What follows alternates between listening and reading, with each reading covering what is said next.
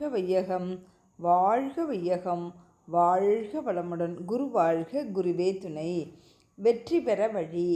தனக்கும் பிறருக்கும் தற்காலத்திலும் பிற்காலத்திலும் துன்பம் வராத செயல்கள் செய்ய வேண்டும். கூடுமான வரையில் பிறருக்கு உதவ வேண்டும். இதுதான் வேதங்கள் புராணங்கள் சொல்லும் சாரம் ஆகும். ஏதோ சந்தர்ப்பவசத்தால் பிறருக்கு துன்பம் வந்து விடுகிறது, அவர்களால் தீர்த்து கொள்ள முடியவில்லை.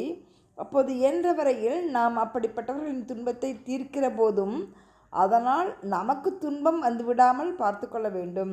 ஏனென்றால் நமக்கே துன்பம் வந்து நாம் பிறரிடம் போய் அதை தீர்க்கும்படி கெஞ்சும் நிலை வந்து விடக்கூடாதல்லவா?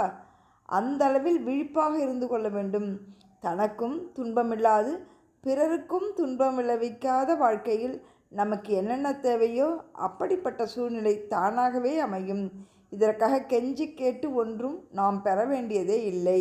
எந்த இடத்திலே, எந்த காலத்திலே, எந்த நோக்கத்தோடு எந்த செயலை நீ எவ்வளவு திறமையாக செய்கிறாயோ அதற்கு தகுந்தவாறே உனக்கு விளைவு வரும், வெற்றியும் வரும். வாழ்க வளமுடன். அருட்தந்தை வேதாத்ரி மகரிஷி அவர்கள்.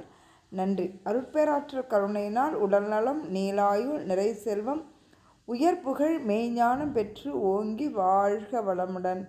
வாழ்க வளமுடன். அனைவருக்கும் நன்றி, நன்றி, நன்றி. வாழ்க வளமுடன்.